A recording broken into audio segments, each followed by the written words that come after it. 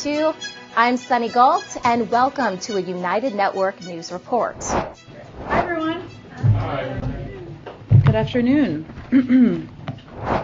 After the president of Ukraine, Zelensky's second plea for aid to U.S. Congress last week, White House Press Secretary Jen Psaki told the press the U.S. had given over $2 billion in aid to Ukraine during the Biden administration.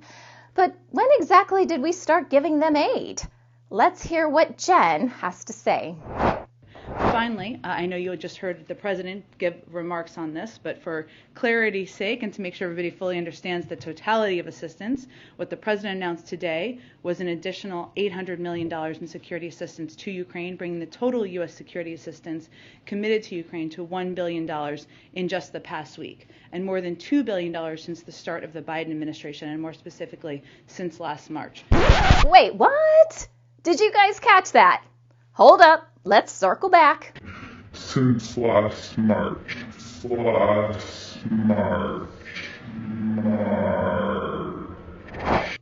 Psaki said around $1 billion had been given recently since the war with Russia began in February of this year. She then goes on to say another $1 billion had been given since last March, more than a year before the war started. Oh, Jen. True story. When I was a little girl, I told people I was going to grow up and become the press secretary for the President of the United States. That was my dream job. And now this is what we've got. So let's talk about all that beautiful money we're giving to Ukraine. In the eyes of the U.S. government, that includes 800 anti-aircraft systems, 9,000 anti-armor systems, 7,000 small arms, and 20 million rounds of ammunition meant to arm Ukrainians, including the brave women and men who are defending their cities as civilians. In that same press briefing last Wednesday, my favorite press secretary also stated, we, as in the United States, are not interested in getting into World War III. She said, we are in very close touch with the Ukrainians. Nothing that he asked for or said today was a surprise in that sense. If we were President Zelensky, we would be asking for everything possible as well. He is watching his country and his people be attacked and brutalized by President Putin and the Russian military. But how President Biden makes decisions is through the prism of our own national security. And as we have said before, a no-fly zone would require implementation. It would require us potentially shooting down Russian planes, NATO shooting down Russian planes, and we are not interested in getting into World War III. Meanwhile, as President Zelensky continues his daily calls for military aid around the world, he apparently had time to make this rather odd commercial. Was a simple verb, merely a part of speech used in everyday life. But it's not that simple for us, because now the everyday Ukrainians simply cannot say was without bursting into tears. This was my home. This was my friend. This was my dog. This was my car. This was my job. And this was my father. And this was my daughter. The millions and millions of fresh wounds are bleeding with that wound. Russia has drowned Ukraine in tears and blood and children's corpses. But there is one thing Russia doesn't get. Was is the word that describes its life. And we Ukrainians already know what will come next. We will win. And there will be new houses. There will be new cities. There will be new dreams. There will be a new story. There will be, there's no doubt. And those we've lost will be remembered. And we will sing again. And we will celebrate anew. Yes, Ukraine was beautiful, but now it will become great Ukraine. not exactly sure what this commercial is for. I guess it's meant to make Ukrainian citizens feel okay about the war, despite the fact that millions have been transported out of the area and away from their homes. The president tells the Ukrainian people, hey, we will build great cities and Ukraine will be great. This is a horrible display of a B-rated commercial from the actor himself. He should know better. Perhaps some of his calls for aid should actually benefit the citizens of Ukraine and not just free arms from the West to fight Russia. Now let's talk about fighting Russia for just a moment.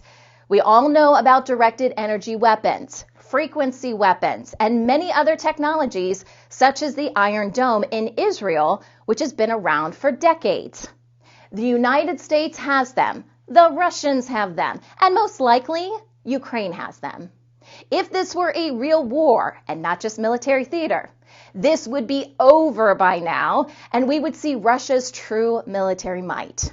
Right now, this display of posturing for the cameras is just that. However, no one is taking the citizens of either nation into account. If Putin was really destroying biolabs so he could come out as the hero in this war, then a quick directed energy weapon, which the Russians have had since the late 80s, would have surely done the trick. And there would have been no displacement of Ukrainians and no murdering of Russian soldiers. Fake peace talks about this fake war are currently ongoing. Although for Zelensky and Putin, this orchestration is fake, for the citizens of Russia and Ukraine, it is very real. Also, last week, Zelensky made claims World War III may have already started. The president of Ukraine said to reporters, without elaborating, of course, and what is the possibility of this war if Ukraine will fall? It's very hard to say, he said. We saw this 80 years ago when the Second World War had started. Nobody would be able to predict when the full-scale war would start. Zelensky says the current conflict puts the whole civilization at stake. In Saudi Arabia over the weekend, the nation's largest alleged oil producer, Aramco, was attacked by Houthi rebels in Yemen. The U.S. deep state has been arming the Houthis for decades while claiming Saudi Arabia as its partner. The rebels also hit a desalination plant in El Shakik, and this is according to the coalition statement as quoted by the Saudi press agency. The coalition said 4 drones launched into the southern region, and those had been intercepted and destroyed near Yemen. That region is regularly targeted by Houthi drone and missile attacks. It later announced that the Daran al-Janoub power station near Jizan had also been attacked. The Saudi press agency posted photos and a video clip showing firefighters tackling a blaze at the site. The latest announcement comes after an oil refinery in the Saudi capital of Riyadh was attacked on March 10th by a drone, an operation claimed by the Houthis. Earlier last week, the Houthis rejected an invitation from the Six-Nation Gulf Cooperation Council to attend talks on the Yemen conflict to be held in Riyadh starting March 29th. Saudi Arabia claims the attack on Aramco will not affect oil production in the nation due to its reserves. Does Aramco actually produce any oil? It's estimated the company only lifts around 18 to 20% of the oil in the nation state. The rest of the oil comes from the black market trade in the region from nations such as Iraq. Aramco serves the American deep state with its oil allocation numbers, which legalizes the oil coming from the region into the United States ports in Houston. Aramco has had a long relationship with the Rockefeller family. Surprised? The origins of Aramco began when Rockefeller owned Standard Oil of California, and they set up a new overseas exploration unit after signing a concession agreement with Saudi Arabia in 1933. By the 1950s, Aramco was owned by 4 shareholder companies and based in New York, home of the Rockefellers. In addition to Standard Oil of California, their shareholders were Texaco, Standard Oil Company of New Jersey, and Saucony Vacuum, which is now Mobil. In 1952, Aramco's headquarters moved from New York to Dhahran, Saudi Arabia. Later, the government began a gradual buyout of Aramco's assets that was completed in 1980. 8 years later, Aramco's U.S. subsidiary was expanded through a joint venture with Texaco Refining and Marketing to refine, market, and distribute products across a 23-state region. This JV included ownership of 3 refineries in Texas and Louisiana, as well as distribution terminals, owned and leased gas stations, and a distribution network named Motiva in 1998. The U.S. refining entity expanded to include a new partner, Shell, who brought to the deal the 4th refinery. In 2002, Texaco exited the JV with Aramco and Shell remaining in a 50-50 partnership. In 2017, Aramco acquired full ownership of the Motiva name, the refinery in Port Arthur, the largest in North America, a trading operation, and a series of distribution terminals and marketing agreements. In 3 successive years, beginning in 2013, the company opened state-of-the-art research centers in Houston, Boston, and Detroit to pursue technology breakthroughs with partners in key innovation hubs. Today, they are known as Aramco Americas and implement the business activities of Saudi Aramco, an integrated leader in energy and chemicals in North America. The Rockefeller family appointed Donald Rumsfeld to be the handler for Saudi Arabia many years ago. The Rockefellers are known as one of the major players in the Federal Reserve since its inception, and the Order of the Black Sun would have been the fixers for the family. Rumsfeld, also known as Good Old Rummy, has been involved with the Order of the Black Sun for most of his life. During Bush Sr.'s tenure as the Black Eagle, his right-hand man was Dick Cheney. Rumsfeld would have been considered Cheney's second in command.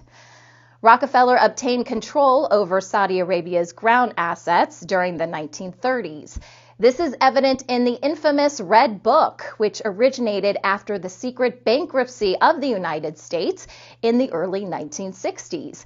The assets contained in the Red Book were digitized in 1978. Although the assets listed in the Red Book were commonly thought of as Federal Reserve assets, in reality, all of those assets were registered in the Alpha system Ms. Gogan now runs. As you can see, there are assets located in 8 areas of the world that are listed, the 9th being the United States, as most of the rest of the world relates to Bureau of Land Management registered in-ground assets. Other books, such as the Black Book, are relative to other areas of the world. Most relevant today, the entire Eastern European bloc. The Red Book was highlighted in the movie The National Treasure, starring Nicolas Cage. Back to Saudi. Rumsfeld, for his part, convinced Saudi Arabia that he controlled the issuance of their currency, the rial. Therefore, their controller and comptroller until his death in mid-2021. It gets worse. Last week, China and Saudi Arabian representatives met on Monday as Saudi Arabia is considering accepting Chinese yen or RMB for oil instead of US dollars. Now, this has been under consideration for 6 years and is not so coincidental as it may seem. You see, the Saudis had always been, in part, backing the US dollar as seen in the Red Book pages. The other 8 players in the book, China, Canada, United States, Germany, Romania, and Israel, wonder why they are backing Ukraine, are under the impression if they too left the US dollar for the yen, then the global deep state of the USA and China would be the new owners of the world currency. This completes the 100-year plan passed on to Lenin by the Rothschild family during his exile in Switzerland. We say passed on to because the Rothschild family did not write the plan. They only received the plan from their controllers. Nonetheless, this would not change a thing because the RMB is also controlled by the trust Ms. Gogan runs, and so are all the assets of the 9 nation states. Dollars or no dollars, the world still has to get all of its allocations from the Alpha system, and the governments of the world, China included, will still be just as broke as they were last year. Now, I realize that's a lot to take in. there is more to this war and the global deep state's flawed plan for world dominance. Stay tuned tomorrow for part 2 of a deep dive into the world war as the deep state goes after Africa's assets. We'll also discuss how France is involved. And here we go again with the special drawing rights of the IMF. But hey, maybe the 1000th time a charm? Yeah, we doubt it. That wraps up another United Network News Report. I'm Sunny Gault, not to be confused with the confused Jen Psaki, even though we both have red hair. Join us weekdays for the real news.